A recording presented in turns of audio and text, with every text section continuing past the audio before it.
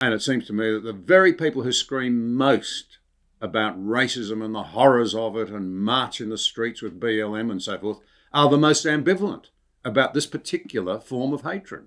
It is. It's anti-Semitic. And you can even see it in more insidious. I mean, I support helping Ukraine, but you didn't see any major politician on the left say, we have to stop the cycle of violence in Ukraine, and violence never solved anything, and the Ukrainians better listen to us and stop this cycle of violence. They don't have a right to retaliate. It's only Israel that we give those lectures to. And if anybody said to Ukraine, what's the cycle of violence solved? Why are you tit for tat?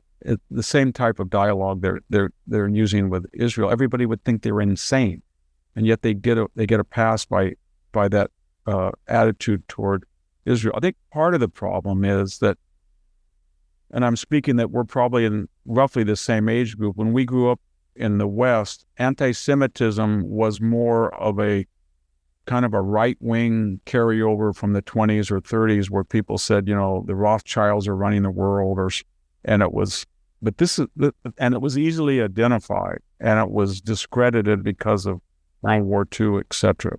But this is new, the last 30 years. This is coming, from the left, but it's also coming from the diversity, equity, and inclusion. And that tells me that they feel they are exempt because they feel they're marginalized people. And according to the doctrine of anti-racism, nobody who is not white can be guilty of being a racist. So they embolden themselves. And so when we look at what the Black Caucus is saying, or what Black Lives Matter with their poster glorifying a hang glider coming down to kill Jewish children, that's a poster that they had out.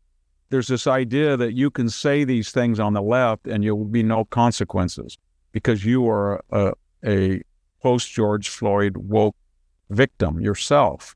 And of course, anti-Semitism is anti-Semitism. So I think there's a very radical change, and it's going to affect, because they're sounding so heartless and, as you say, so semi-fascist or indeed Nazi-like, that people are repulsed by that. And they were repulsed by the things in New York. They were repulsed by the thing in Sydney. And I think the West in general, and you see it in France especially, the government has outlawed.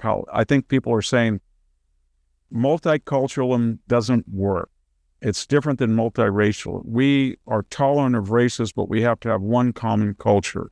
Our universities, these demonstrations, and they show that immigration that is non-meritocratic, illegal, but not diverse, all from one region does not work, especially given the lack of assimilation and integration.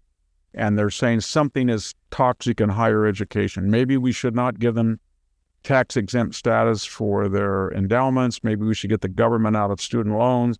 We've got to do something because this country is not sustainable with that level of anti-Semitism and hatred.